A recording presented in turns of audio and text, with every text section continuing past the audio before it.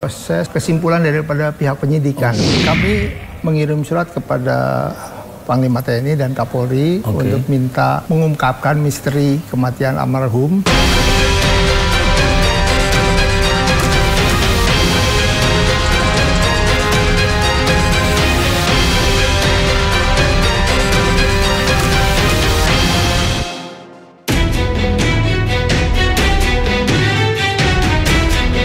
Keluarga Arya Daru Pangayunan membuat permintaan agar penyelidikan kematian ADP dilanjutkan. Keluarga meminta keadilan kepada pemerintah agar pengusutan kasus kematian sang diplomat muda dilanjutkan hingga tuntas. Menanggapi hal itu, pihak TNI menyatakan siap membantu. TNI kini menunggu permintaan resmi pihak keluarga ADP soal bantuan penyelidikan.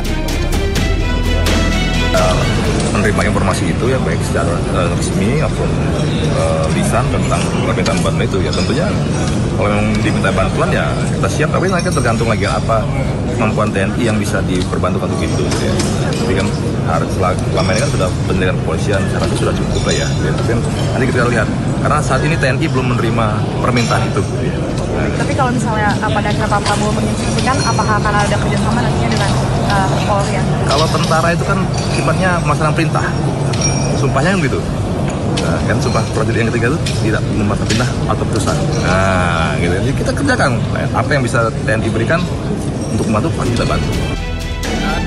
Sementara itu Polri menyatakan terbuka atas berbagai masukan dan jika ada petunjuk baru dalam kasus kematian ADP. Ada beberapa masukan yang tentunya masukan secara terbuka ya disampaikan oleh keluarga ADP. Waktu yang pertama kita turut berempati dengan peristiwa yang telah terjadi. Namun demikian terkait apa yang secara harapan dari keluarga tentu menjadi bagian atensi kita juga. Ya, mari kita sama-sama berempati. Tentu apa-apa yang menjadi petunjuk ini tentu menjadi suatu landasan apakah ini memang merupakan temuan baru, ya, apakah perkembangan baru, ataukah sifatnya secara komprehensif bisa menjadi bagian daripada kelengkapan proses penyelidikan pada tahap pertama. Tentunya kita sama-sama semua berempati, ini menjadi kita hargai, ya, kita hargai bersama dan harapannya semua apa yang kita lakukan ini mendasari pada keilmiahan, kemudian juga mendasari pada informasi-informasi yang juga akan diberikan nanti sama keluarga. Ini bagian daripada penyelidikan. Berdasarkan hasil gelar perkara pada 29 Juli lalu, polisi menyimpulkan kematian Arya Daru tidak melibatkan pihak lain. Kesimpulan tersebut berdasarkan pemeriksaan sejumlah saksi, pemeriksaan 103 barang bukti yang diamankan dari sejumlah lokasi, serta hasil autopsi. Kendati demikian, polisi tidak mengungkap motif meninggalnya Arya Daru.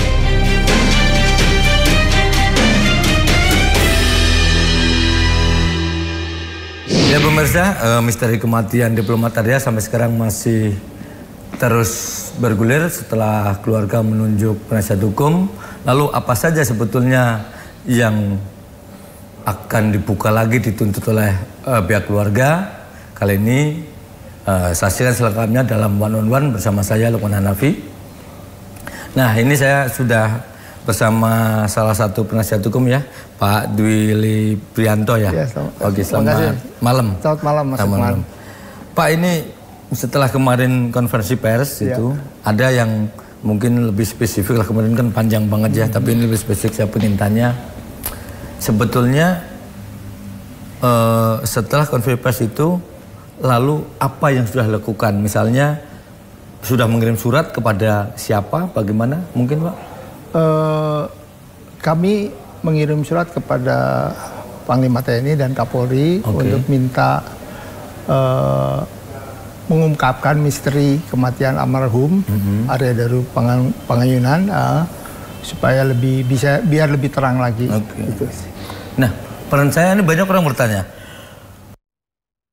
kenapa Panglima TNI dalam ini ikut disuratin, apa ada indikasi melibatkan oknum TNI atau sebenarnya hanya untuk memperlengkap saja atau bagaimana, Pak? Sebenarnya hanya Panglima TNI kan tugasnya hanya membantu polisi. Tetap polisi yang mau ini.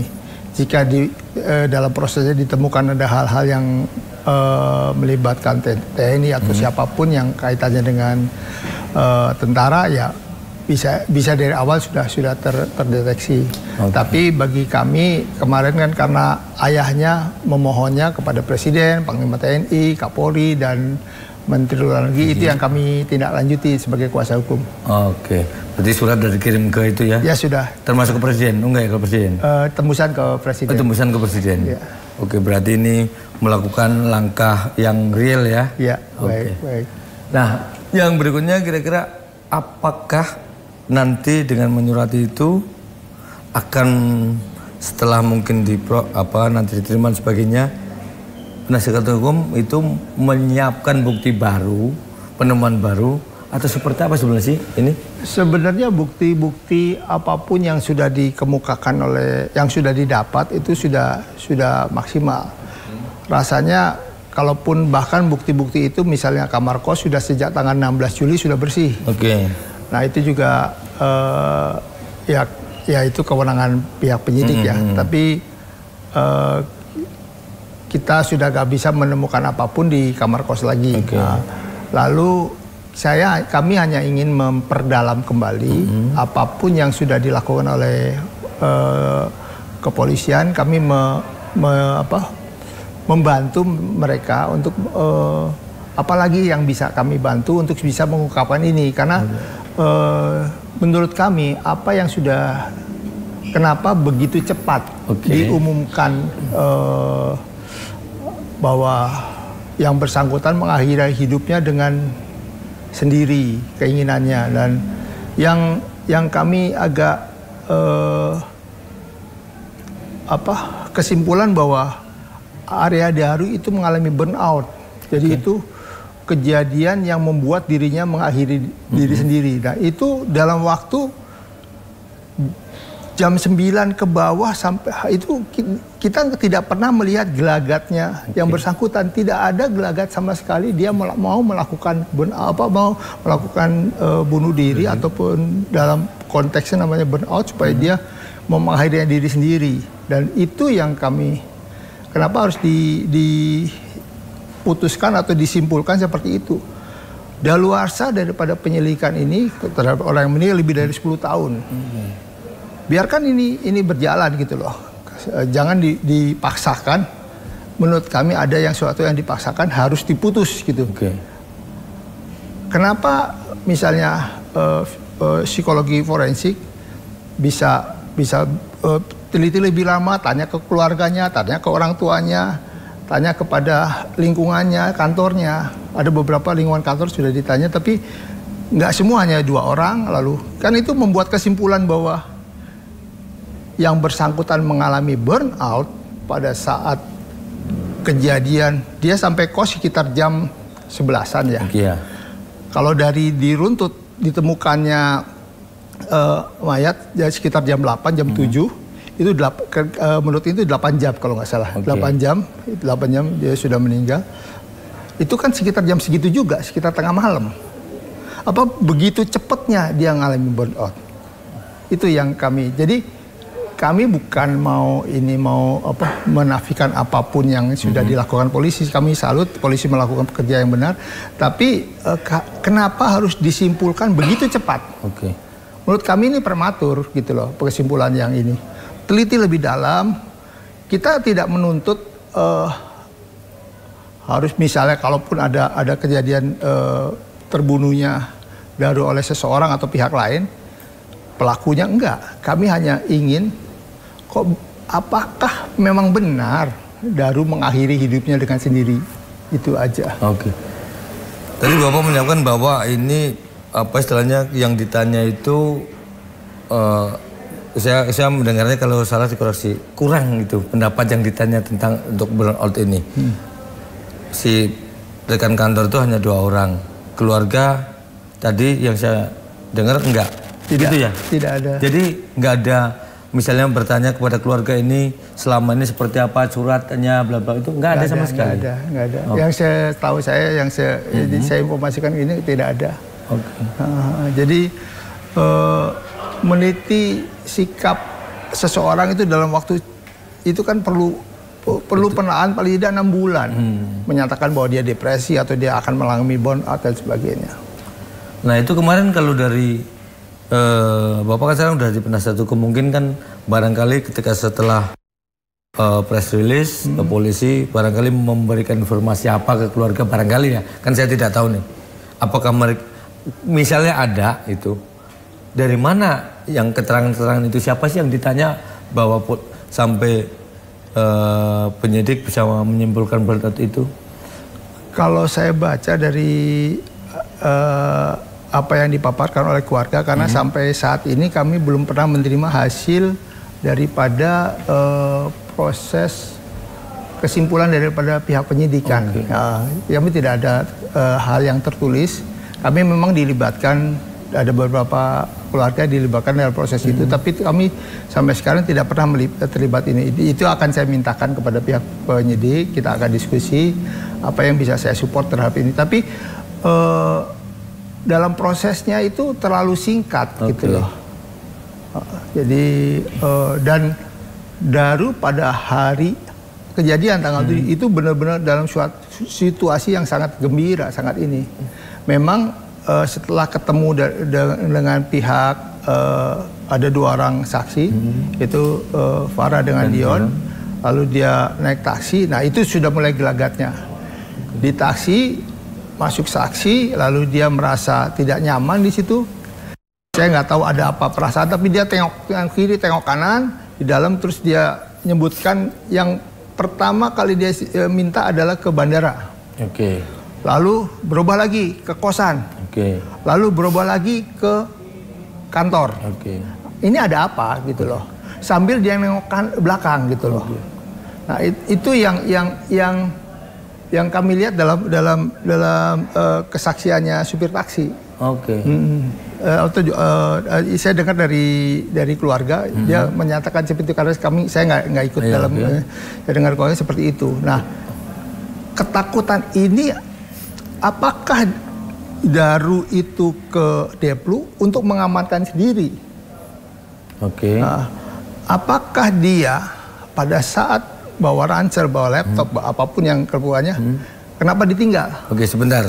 Siap. Itu artinya berarti naik taksi itu sama siapa? Sendiri? Sendiri. Nah saat naik taksi itu berdasarkan keterangan supir itu ya, si Daru ini naik taksi sudah ketakutan, tidak nyaman lah. Iya, nyaman, celengak-celenguk gitu kayak orang ketakutan gitu ya. Ya ketakutan apa-apa saya nggak tahu, tapi dia dari tujuannya aja berobat. Awalnya ke bandara, lalu bilang ke kosan, lalu bilang ke mana, ke Deplu. Nah itu yang ada apa gitu loh. Dugaan kami sebagai penasihat itu, dia mau mengamankan diri.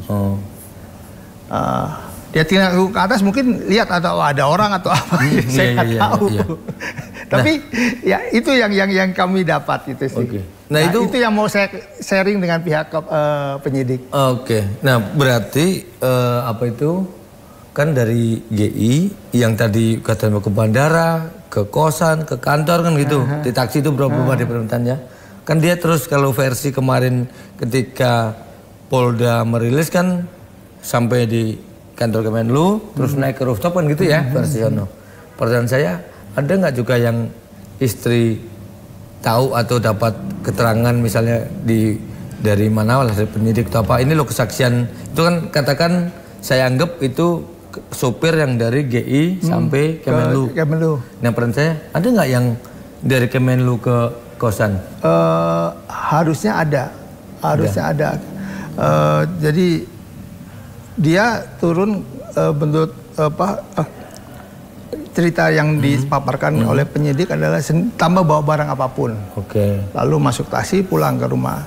Nah itu sambil katanya di luar sambil agak lari sedikit, terus dia ke depan. Nah itu yang kita juga belum tahu keterangannya apa. Karena sudah ditemukan atau belum kami nggak tahu substaksinya seperti itu. Berarti poinnya dari rangkaian itu, apakah kepingin misalnya kalau kita ngomong ketika kesehatan, kita mau operasi sebuah penyakit, kan ada dokter satu memvonis untuk dioperasi. Biasanya kan ada second opinion dengan dokter. Apakah seperti itu juga nih? Ini saya nggak tahu kalau bahasa hukumnya ya. Gitu. Memang dalam hukum pidana tidak ada second kalau di pengadilan kan ahli yang dibawa oleh pihak terdakwa dengan ahli yang penasihat hukum atau dari jaksa itu kan beda gitu. Apakah kita mencoba untuk bisa menghadirkan ahli lain kalau memang diperkenankan oleh penyidik untuk supaya biar jelas karena ini kan menyimpulkan bahwa yang bersangkutan melakukan suicide atau bunuh diri dengan cara burnout gitulah. Ya itu yang kita mau coba. Apakah kesimpulan itu benar-benar valid atau gimana gitu loh.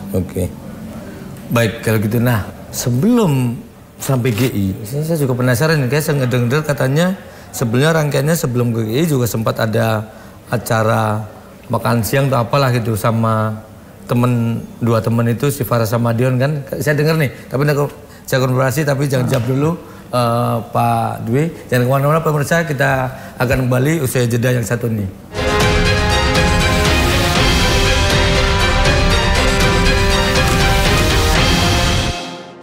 Sindo Today setiap hari di Sindo News TV Beyond Headline.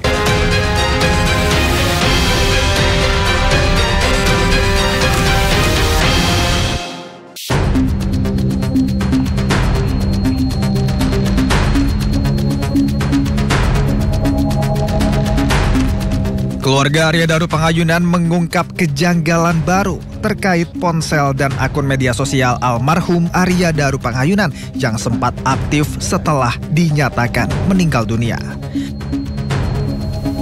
Menurut pihak keluarga, ponsel Arya sempat menunjukkan tanda aktif setelah ia ditemukan tewas.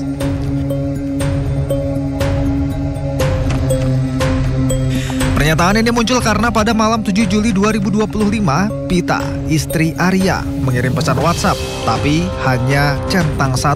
Dan esok paginya, sekitar pukul 10.00, pesan tersebut berubah menjadi centang 2 yang menunjukkan jika ponsel tersebut aktif. Instagram dari almarhum saat ini on. Padahal dikatakan HP-nya hilang. Dan salah satu fakta lainnya adalah istri atau keluarga dari almarhum itu mencoba lagi mengirimkan pesan singkat lewat WhatsApp dan itu centang 2. Berarti kan on kalau centang 2. Nah ini menjadi misteri juga. Dikatakan HP-nya hilang. Tapi kok bisa ada on di Instagram dan centang 2? Nah inilah hal-hal ini salah satu beberapa hal yang perlu kita dalami bersama dengan penyelidik. Awalnya keluarga mengira ponsel tersebut mungkin sudah dibuka oleh pihak kepolisian. Namun belakangan, polisi menyatakan bahwa ponsel utama Arya justru hilang dan hingga kini belum ditemukan. Kejanggalan muncul saat akun Instagram Arya tiba-tiba menunjukkan status aktif. Istri almarhum mengaku memiliki akses ke seluruh akun media sosial Arya karena mengetahui kata sandi yang diberikan langsung oleh almarhum.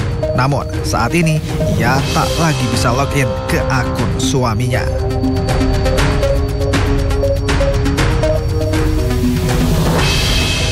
Ya, terima kasih pemirsa, masih bersama kami di One on One. Saya masih bersama penasihat hukum keluarga Arya Daru Pangayunan almarhum.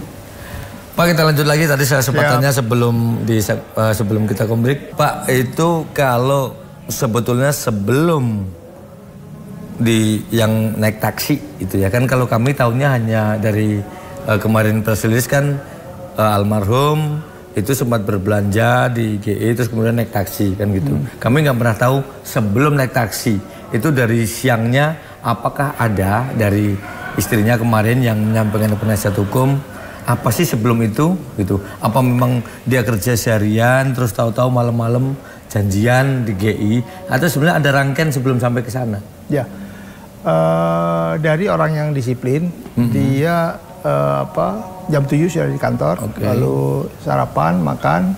Nah, karena kita tahu karena setiap langkah dari almarhum itu selalu memberitahukan istrinya.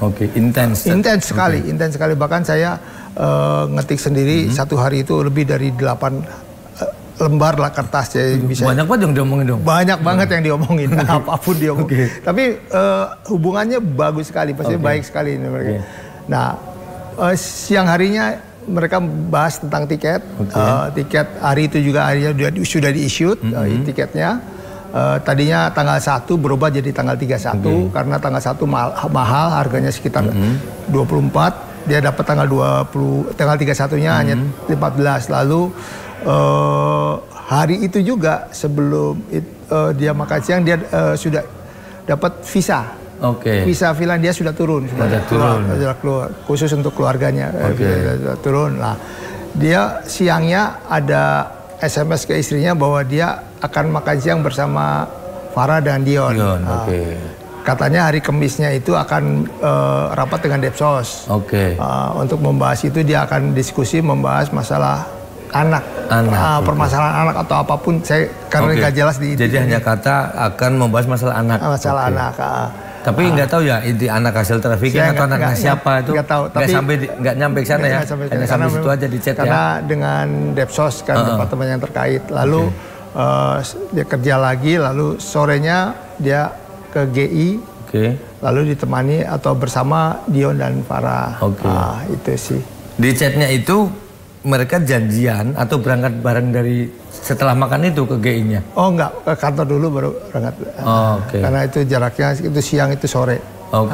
Berarti kalau rangkaiannya berarti kan dari kantor siangnya makan bersama ya di Perpop itu, dan ngasih tahu ke istrinya bahwa juga membicarakan karena besoknya mau ketemu ke Mensos ya untuk Kemisnya untuk membicarakan masalah anak. Tapi anak apa itu putus ya, hanya sampai situ aja. Tapi dari chat yang tadi sampai 8 lembar itu, ada nggak sih menandakan orang-orang ya kan biasanya namanya orang mau katakan misalnya mengakhiri hidup gitu, ada yang di situ menunjukkan masalah atau apa? Nggak ada sama sekali. Tidak ada sama sekali.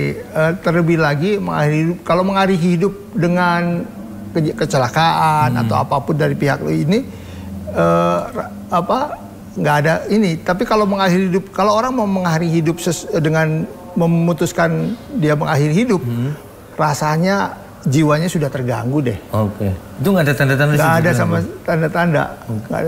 Nggak mungkin dalam waktu hanya 9 jam atau nggak sampai 2 jam itu dia langsung memutuskan akan melakukan bunuh dari jam 9 sampai jam 12 atau jam 11 itu tiba-tiba kan kalau dari keterangan itu kan sekitar jam segitu 11-12 meninggalnya.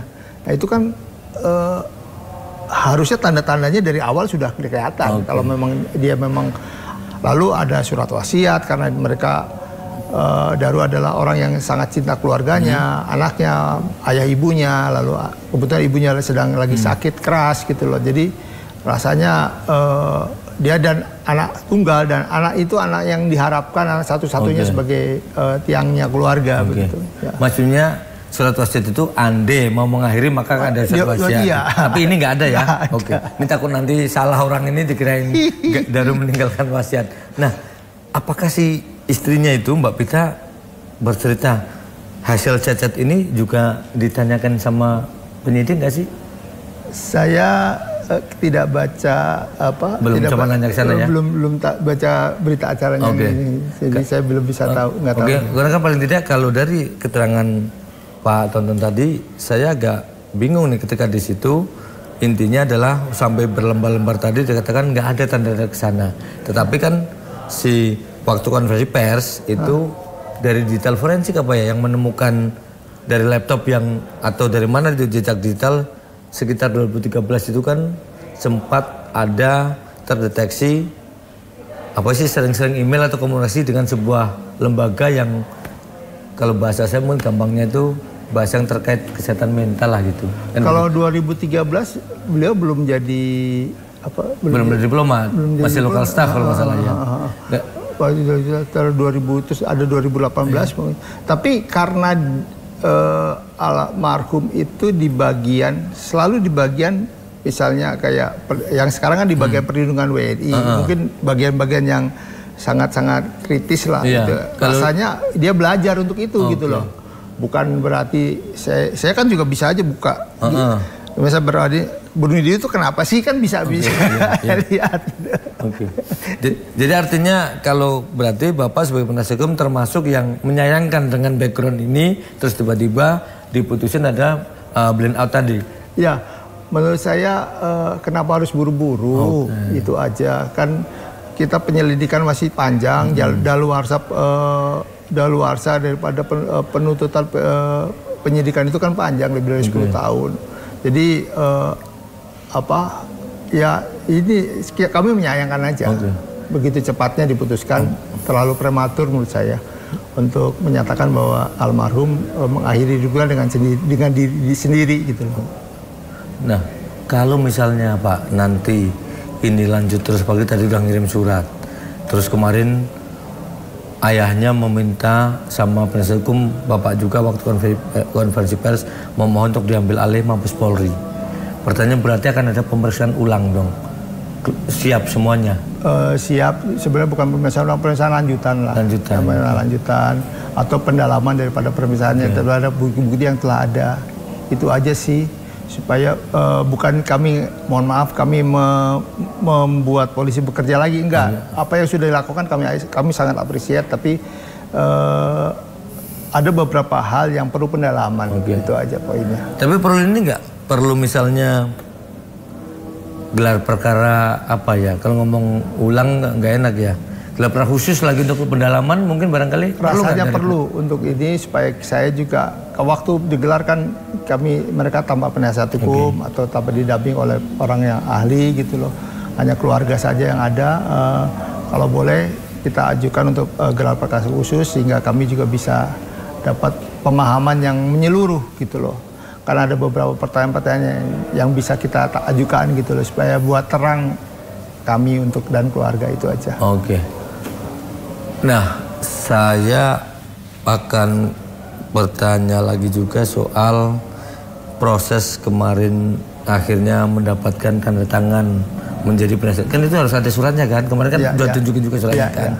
Pertanyaannya, setelah menandatangani surat itu, berarti ketika menandatangani kan posisinya posisi bertatap mata nih sama si Mbak Pita ya kan? Betul.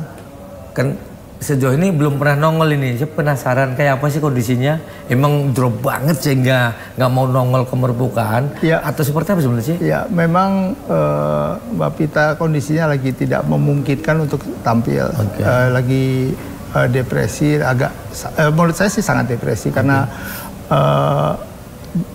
dia mempercayai atau gini, dia kaget bahwa ada pihak lain atau orang lain yang dicintai oleh suaminya. Seperti itu merasa terpukul sangat gitu loh, sehingga dia merasa dirinya sudah tidak berharga. Itu aja sih.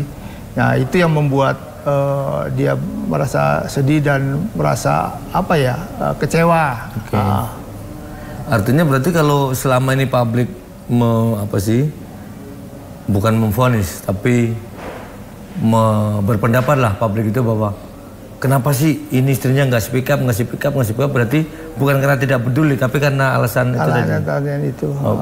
Emang separah apa sih kalau secara physically yang dilihat? Saya bukan ahli psikolog ya, tapi yang dilihat kasat mata lah. Kasat mata memang agak sangat down, sangat kecewa. Kasarnya kecewa yang berat lah, kecewa berat ya terhadap suaminya. Karena selama ini kan tidak pernah diketahui bahwa suaminya, kesannya kan suaminya baik dan sebagainya dan sebagainya. Nah, itu benar apa tidak kita juga nggak tahu gitu loh. Yang kedua,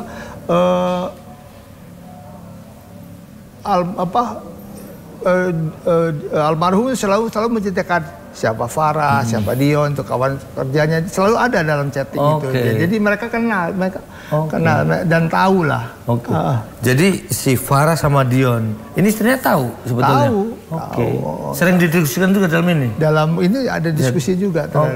Jadi dalam kerjaannya selalu didiskusikan juga, diberitahu nih si A kok nggak dukung si B ini, saya kenapa beli tiket kemahalan atau kemurahan, nah, itu yang seperti itu yang selalu nah dari beberapa chat itu kan perlu ditanyakan pihak-pihak yang berhubungan dengan almarhum dalam dan selama ini HP-nya masih dipegang Pita, di istrinya, dia nggak ini. Jadi itu sih. Nah, terkait itu, saya pernah dengar ada ternyata saat chat itu entah yang di mana selain Farah dan Dion itu kan ketahuan di GI. Tapi dalam sebuah chat yang ke istrinya itu ada juga menyebut sempat ada nama siapa Pak Sam, terus Mbak siapa Oki atau siapa ada tiga nama ya itu benar memang itu. Ya, ada di chat ada. Pak Sam adalah kawan yang akan berangkat bareng. Pada tanggal 31 itu dia berangkat bareng dan Pak Sam beli tiket sama. Lalu ada beberapa itu kaitannya dengan kepergiannya di urusan di kantor. Ada beberapa ya atasan atau bagian lain yang ini ya. Itu sih yang saya baca di chattingnya ya. Jadi ada menyebut nama itu, tapi mereka memang yang mau pergi ke sana ya. Si Pak Sam sama-sama berangkat. Tapi kalau yang dari hasil dari kepolisian memang sampai saat ini belum mengirim ke keluarga, jadi sehingga Bapak sebagai penasihat hukum bisa mempelajari sebenarnya keterangannya apa saja dari mana. Jadi belum ya? Belum ada sampai kemarin itu. Laporan hasil penyelidikan belum ada sama saya. Atau kesimpulan secara tertulis ya, karena kan yang kemarin yang disampaikan adalah gelar bareng yang tanggal 28 itu yang kami terima. Nah, yang Bapak dapat dari keluarga kemarin apa? Hanya keterangan dari keluarga saja atau mereka nyerahin ini loh Pak, ada yang kemarin dari Polda itu belum. Nggak ada. Berita acara juga kami belum dapat. Harusnya kalau udah ditutup ya serahkan ke kami bisa pelajari. Kan saya support lah apa yang dilakukan polisi, teman kami hanya ingin penyerangan lebih dalam lagi untuk itu. Nah, sekarang mumpung ketemu juga, pasti kemarin udah ketemu keluarga, adalah paling tidak mungkin kan ada keluarga yang mewakili mungkin atau justru si istrinya langsung saat almarhum ditemukan. Berarti saya penasaran ketika ditemukan terus ininya katanya dibungkus plastik gitu. Nah, ini sebetulnya waktu di TKP seperti apa sih kondisinya, apa plastiknya yang buka siapa, terus plastiknya seperti apa itu nantinya. Tapi jangan dijawab dulu ya Pak. Pemirsa, ini jangan kemana-mana, dialog one on one akan kembali usai jeda yang lewat berikut ini.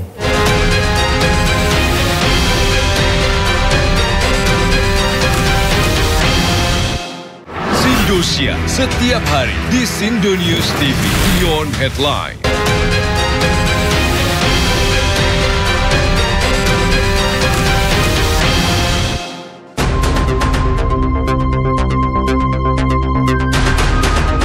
Melalui Asosiasi Psikologi Forensik atau APSIFOR, kepolisian sebut Arya Daru Panghayunan alami depresi sejak tahun 2013 dan sempat menghubungi layanan kesehatan mental yang menangani orang-orang dengan dorongan bunuh diri.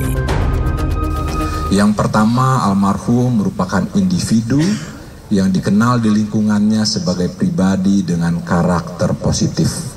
Beliau bertanggung jawab, suportif terhadap rekan kerja, pekerja keras, sangat diandalkan, dan merupakan individu yang peduli terhadap lingkungannya. Sebagai sosok yang kedua, sebagai sosok yang selalu berusaha menampilkan karakter diri, kualitas diri yang positif di lingkungan, almarhum mengalami kesulitan dalam mengekspresikan emosi negatif yang kuat, terutama dalam situasi tekanan yang tinggi. Tekanan tersebut dihayati secara mendalam sehingga mempengaruhi bagaimana almarhum memandang dirinya, memandang lingkungan, memandang masa depan. Almarhum berusaha menginternalisasi berbagai emosi negatif yang dirasakan dan berupaya untuk tidak menunjukkannya di depan orang lain.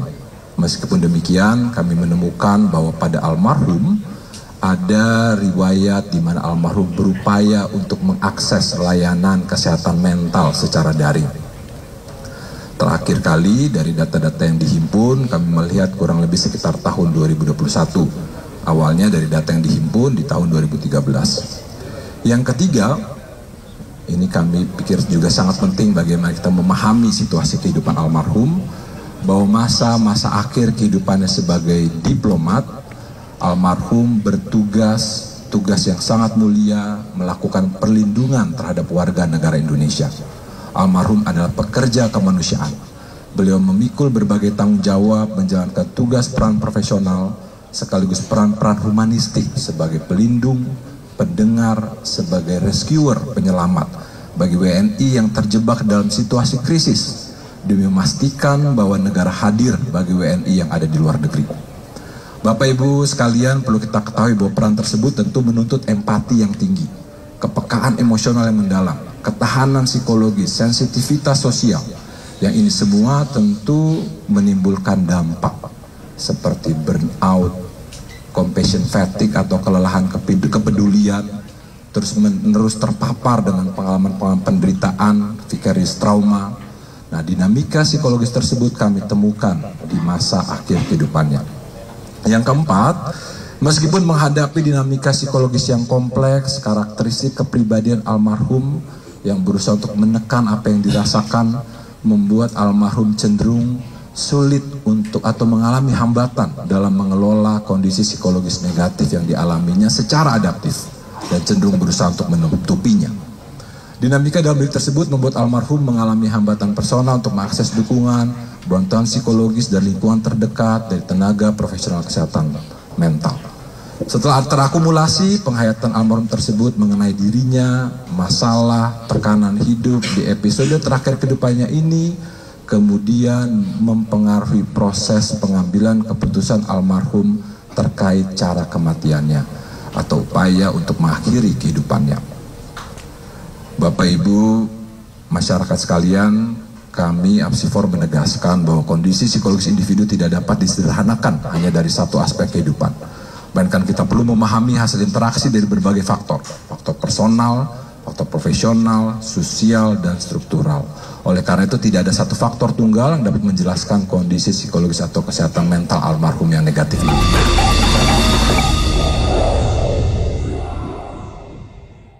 Lalu kita lanjutkan lagi untuk dialognya terkait perkembangan dari penasihat hukum. Apa namanya nyebutnya ya, follow up lah dari kemarin ya, setelah dipercaya sebagai penasihat hukum itu.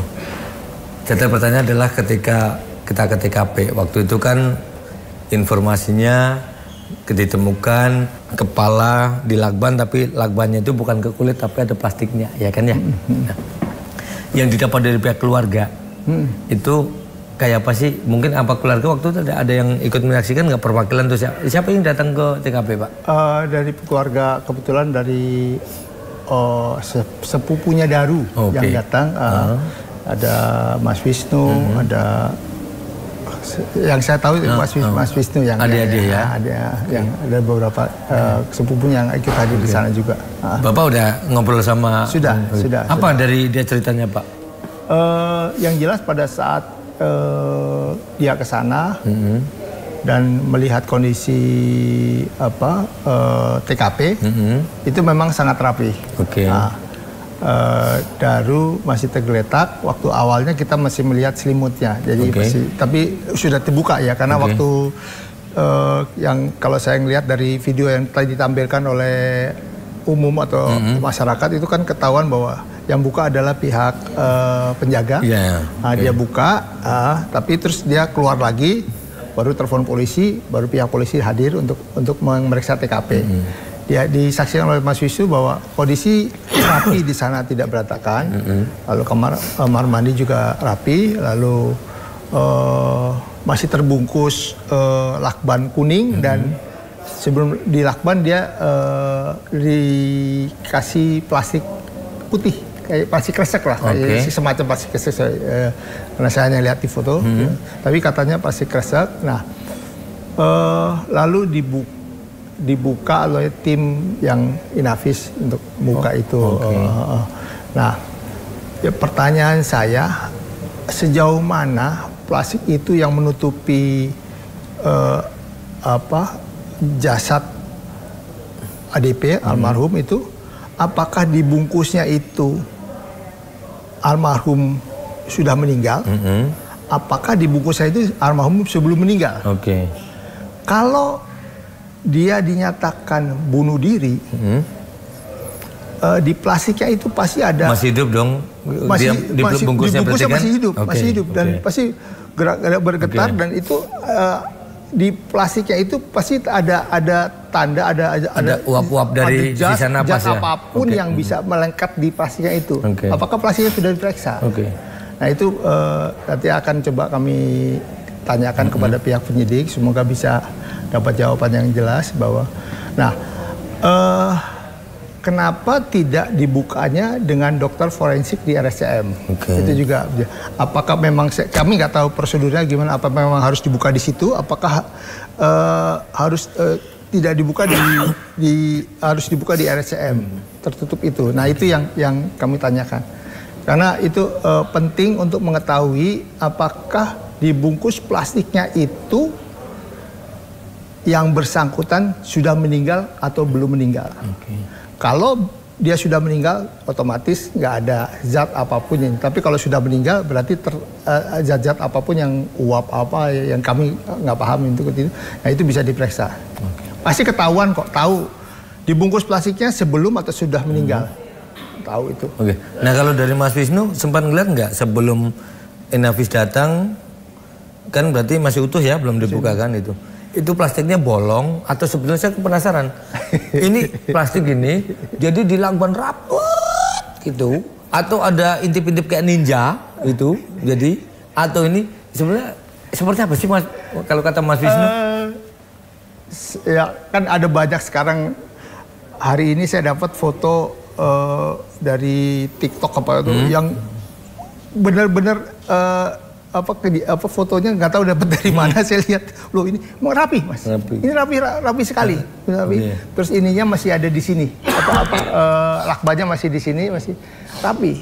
Terus ada bekas plastiknya masih putih, masih kelihatan dan rapat. Nah kalau dari Mas Wisnu sempat mau dokumentasikan nggak? Ada dokumentasi. Apa yang dilihat Bapak dari? Ya yang jelas di foto itu agaknya riskan deh kalau dia benar membungkus sendiri secara rapi. Oh rapi banget ya. Rapi. Dan rapat. Nggak ada celah. Hanya matanya sedikit kelihatan. Oh matanya sedikit kelihatan. Tapi di mulut ini nggak bolong? Enggak. Padahal butuh paling nggak napas kan di mulutnya. Jadi kalau Bapak sendiri ngeliat dari foto itu, membayangkan itu susah untuk ngelakukan dirinya sendiri secara rapi. Seperti yang di foto itu gitu ya. Itu makanya sekarang jadi bertanya, kalaupun itu betul seperti itu, dibungkusnya sebetulnya ini setelah meninggal atau benar-benar masih hidup, itu kan ya? Bungkus sendiri. Nah, tapi kalau dari kesimpulan polisi ya pasti pada saat masih hidup. Karena dia melakukan sendiri, kan begitu, nggak mungkin. Iya, kalau dari penegak hukum ya betul. Itu kan nggak mungkin ngelakukan siapa ya. Nah, kalau ada pihak lain ya pasti selamat. Atau dia tidak berdaya untuk. Nah kalau itu sebenarnya lakban, kemarin sempat cerita nggak sih di sana si keluarga waktu di Jogja soal lakban ini sempat tanyain nggak? Itu lakban itu emang benar? Jadi lakban itu dibeli online oleh pihak keluarga untuk memang ada saya nggak tahu, tapi rata-rata teman-temannya di Kemenlu itu pakai lakban kuning supaya lebih menandakan itu. Itu dibeli 2. Lalu lakban yang di rumah juga sudah dimintakan oleh pihak penyidik, dan pada saat gelar perkara itu lakban yang ditampilkan itu lakban yang dari rumah. Dari rumah Jogja? Dari rumah Jogja, karena masih utuh. Kalau lakban yang sudah ini sudah dipakai karena sudah sisanya tapi di mana katanya? Saya nggak tahu. Waktu Mas Wisnu nggak sempat cerita waktu di situ ada bekas ininya? Nggak tahu. Kan gitu. Kan paling tidak masa iya sih satu gulung itu habis? Kan gitu ya? Kan di foto itu masih ada tersisa di sini. Sisa, geletak buletannya gitu? Betul, masih ada tersisa di sini. Oh, jadi di foto masih ada gulungnya. Oh, oke. Dia baru tahu karena saya nggak pernah lihat detail fotonya kayak apa gitu loh. Oh, jadi ada sisa gulungan di sini ya. Tapi sejauh ini sebetulnya apalagi yang masih membuat si penasihat hukum dan keluarga ini untuk minta didalemin selain tadi adalah soal lakban. Saya kok gitu. agak masih koris, masih ini tentang CCTV. Oke. CCTV katanya dalam hasil penyelidikan ada 20 titik. Oke. Memang diperlihatkan dalam, saya dengar ceritanya dari pihak keluarga, diperlihatkan proses dari keluar kantor, CCTV yang depan. Tapi pada saat CCTV yang kejadian, itu hanya CCTV yang terpotong. Oke. Padahal, kalau Mas lokasinya itu tahu bahwa pada saat masuk yang di depan, itu ada CCTV yang... Jadi CCTV ini yang di atas meja makan, kalau CCTV yang di taman dari yang ini mana? Oh, itu nggak ada. Nggak ada. Kita nggak diperlihatkan. Atau CCTV yang lain. Oke. Kita perlu tahu CCTV-nya yang lain mana. Jadi gitu. kalau saya pernah ke lokasi nih Pak, itu CCTV-nya adalah kan ini dari depan gini ini pagar. Terus ini di samping pintu masuknya di sini ya. Ini yang pakai finger ya. Nah, di atasnya sini ada CCTV satu. Ya gini kan. Nah, ini kalau jalan tik sini, ini anggap aja tembok, ini kamar ini Mas Daru, ini kamar yang tamu lain. Nah, di atas sini ada sini juga ada 2. Gitu. Yang saya lihat ya waktu saya ke lokasi gitu. Nah, itu apakah CCTV itu baru atau enggak saya tidak tahu ya, karena saya datang ke sana adalah setelah selesai semua pemeriksaan itu. Nah, apakah itu tambahan CCTV baru atau tidak? Saya tidak tahu. Tapi yang pasti saya lihat CCTV kalau yang menghadap dari dalam keluar itu maksudnya ke arah parkiran itu ada 2. Yang satu nyerong ke kamarnya deretan, saya nggak ngomong kamarnya Darulah, tapi deretan kamar-kamar itu. Dan yang satu lurus tuh. Jadi orang siapapun yang masuk dari luar maka kan sorot. Yang satu sebaliknya, siapapun yang keluar dari area situ, itu yang saya tahu sih. Yang diperlihatkan kepada keluarga ada CCTV yang ada orang keluar berarti. Bukan, yang depan orang masuk keluar itu yang di depan, di depannya Fafe itu, di depan Fafe itu. Tapi yang diperlihatkan yang kamera Daru yang kepotong. Potong. Terus pertanyaan saya, yang lainnya mana? Pada jam-jam di situ ya pasti ada lah. Itu yang kepotong tuh hanya saat press release atau saat ditunjukkan kepada keluarga? Saat ditunjukkan kepada keluarga juga yang ini. Tapi yang lainnya kita belum lihat. Kami belum lihat. Saat itu keluarga sempat menanyakan itu enggak? Yang lainnya mana gitu? Pasti nanyakan tapi belum di apa. Nah, soal sekali lagi saya tanya juga soal waktu itu CCTV diputer itu karena salah satunya terkait permintaan dari istri. Oh itu enggak ya?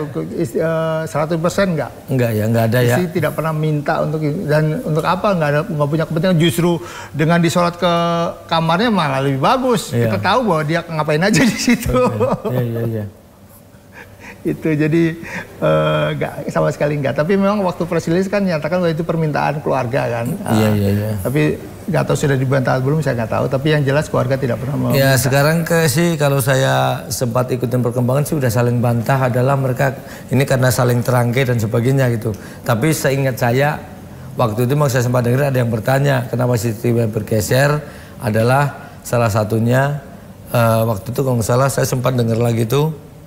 Entah siapa, saya lupa ya siapa yang ngomong itu atas permintaan dari keluarga almarhum. Sementara sejauh ini kan keluarga yang berbuat kan yang istrinya kan gitu, ketika yang dengan penjaga kos.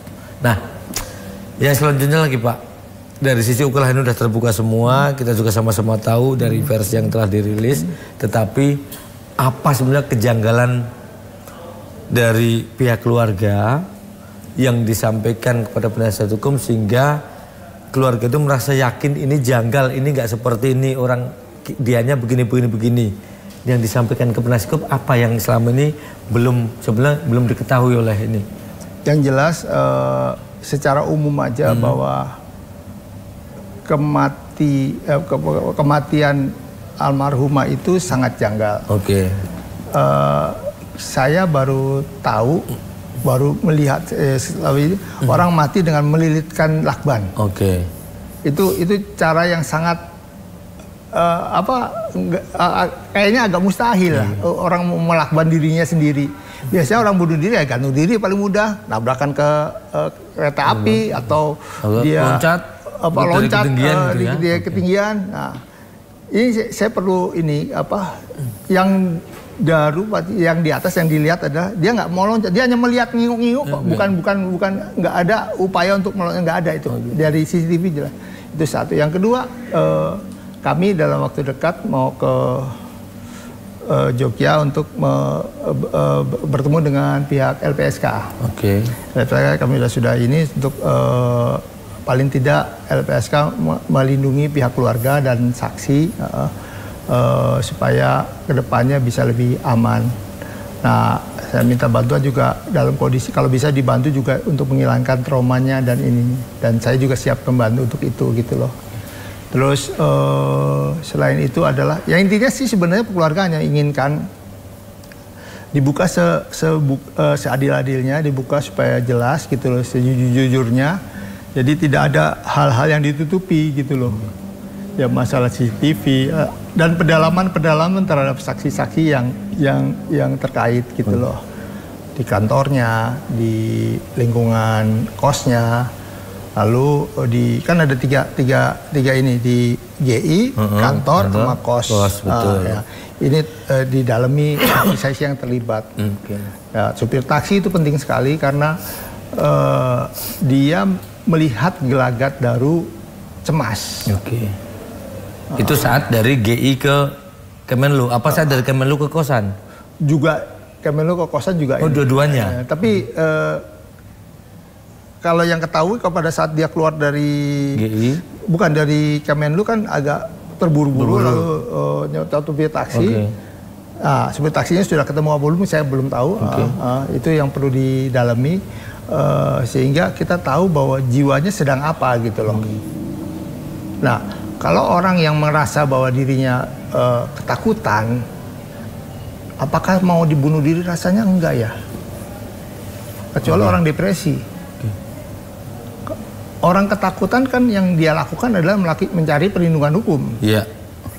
Perlindungan atau telepon keluarganya. Nah, yang utama sebenarnya adalah handphone. Mana handphone? Mana handphone? Mana handphone? Mana handphone? Nah, kan terakhir katanya kemarin dipaparin ada pesannya udah masuk. Pesan udah masuk, oke lah pesan udah masuk. Tapi kan handphone itu isinya bukan hanya WhatsApp. Oke, betul. Yang lain-lain isinya di situ semua. Lebih-lebih kalau saya generasi tua kan nggak paham teknologi. Sekarang paham banget gitu. Ya isinya macam-macam, ada WhatsApp, ada TikTok, ada email, ada semua kan di situ. Jadi, nah isinya apa? Jadi supaya menjadi terang gitu loh. Rasanya sih ya memang saya nggak tahu kalau dari awal mencari handphone sih rasanya sangat mudah gitu loh. Tapi kalau sudah terlanjur sudah hampir lebih dari sebulan bahkan hampir 2 bulan agak sulit. Saya dengar sebenarnya kalau digital itu sampai waktu tertentu misalnya bahkan hitungan tahun aja masih bisa sih katanya ya. Tapi saya juga nggak paham ya soal itu. Tapi nanti mungkin Bapak sebagai penasihat hukum ketika nanti diskusi lagi sama penyidik bisa sampaikan ya. Saya nanti dikirain lebih pintar, padahal saya juga nggak paham. saya pernah dengar aja. Nah, yang saya penasaran tadi kan Bapak menyampaikan keluarga pingin pokoknya intinya ini dibuka seterang-terangnya, jangan ada yang tutup-tutupi. Nah, kalau versinya kemarin yang Bapak tangkap dari keluarga, beberapa diantaranya yang merasa menurut keluarga ditutupin itu yang bagian mana sih Pak? Sebenarnya sih tidak ditutupi, tapi kurang pendalaman lebih jauh. Misalnya kayak psikologi forensik, kenapa begitu cepat menyimpulkan bahwa dia brain out gitu. Lalu di kamar, di kamar itu apakah tidak ada pihak lain? Itu yang paling utama adalah menurut saya CCTV 3. Karena itu penting banget. Sekarang orang dari lebih Jakarta kemanapun dia bisa sorot CCTV di jalan ini. Karena di awal itu Daru dari sejak di GI khawatir. Bayangkan dia udah mau ke, ya saya ke ini, ke mana, ke bandara, tiba-tiba berubah, jangan ke kos, jangan ke ini. Ada apa? Kalau bukan karena ketakutannya, apakah orang ketakutan itu bisa langsung burn out? Oke. Rasanya bukan deh. Saya nggak ahli psikolog, tapi saya kan orang burn out ya biasanya prosesnya bukan dari saat itu, ada proses yang dia ini. Betul. Hari itu nggak ada, 2 hari itu saya juga nggak ada sama sekali. Nah kalau dari keterangan mungkin saya nggak tahu, penyidik pernah menyampaikan ke istri nggak ketika ini loh, keterangan dia akan burnout itu adalah keterangan dari si A, si B, si C itu. Dari siapa aja Pak kalau? Yang jelas ada 2 orang, Farah. Oke. Satu lagi orang Kemenlu juga, saya nggak hafal namanya. Dion bukan? Bukan beda ya. Lalu ada keterangan bahwa dia akan melakukan suicide atau bunuh diri. Atau waktu itu Farah salah satu saksinya dia berapa kali almarhum mau nyatakan bunuh diri. Itu keterangan dari Farah. Okay. Terus ada keterangan bahwa yang bersangkutan buka email website tentang bunuh diri tahun 2013 sampai 2018. Apakah hanya dasi itu terus langsung disimpulkan bahwa dia burnout? Oke. Rasanya agak ini, saya nggak ahli tapi mungkin saya akan tanyakan, bisa dibandingkan dengan ahli yang lain. Kalau boleh kami juga menyimpulkan dari data yang ada, kita bisa simpulkan. Oke. Karena lebih banyak yang bisa menyimpulkan kan lebih baik gitu. Betul. Jadi terang jadi. Oke. Jadi artinya data tentang keterangan dia mau bunuh diri itu dari Farah salah satunya. Salah satunya dari Farah. Tapi dari keluarganya tidak ada yang ditanya soal itu sampai detik ini. Nggak ada. Oke. Itu yang termasuk merupakan keluarga itu, menurut keluarga sangat janggal gitu ya. Kan sebelumnya saya juga pernah wawancara juga dengan kakak sepupunya Mbak Tantri itu. Kan kalau memang ini ada gangguan jiwa, keluarga pasti lebih tahu dulu gitu loh. Paling tidak kami bisa bertindak atau karena kami ini juga bisa melakukan apalah gitu, konsul sebagainya. Nah itu termasuk salah itu yang disayangkan ya. Oke. Nah terakhir sebelum ini, apa yang akan disampaikan penasihat hukum mungkin kepada penegak hukum, nanti kepada penyidik dan juga mungkin kepada keluarga? Ya, yang jelas kami pastinya kami kan juga sebagai penegak hukum akan membantu pihak penyidik untuk mengungkapkan kasus ini. Karena surat kami kepada para Kapolri maupun Panglima TNI minta bantuan untuk mengungkapkan misteri kematian.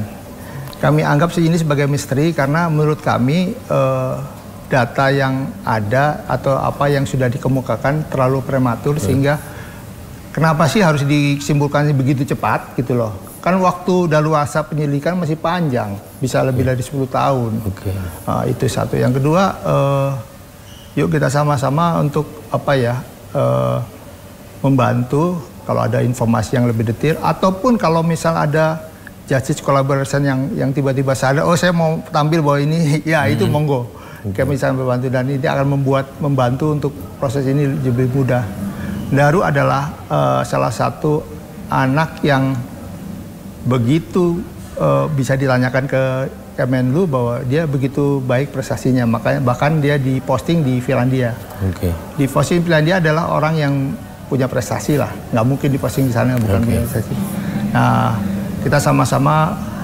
Terus yang ketiga lah, saya mohon doa kepada para masyarakat Indonesia, khususnya teman-teman dekatnya untuk bisa mengungkapkan kasus ini dengan lebih jelas dan mohon dukungannya supaya bisa terlepas itu akhirnya misalnya kesimpulannya bunuh diri atau apapun atau bukan ada ini, nggak ada masalah, tapi dibuka, diterang lebih jelas sehingga kami juga bisa merasakan bahwa kalau memang begitu ya sudah, dan kami tidak menuduh siapapun, kami hanya ingin jangan divonis di awal bahwa beliau atau almarhum adalah melakukan bunuh diri, itu aja.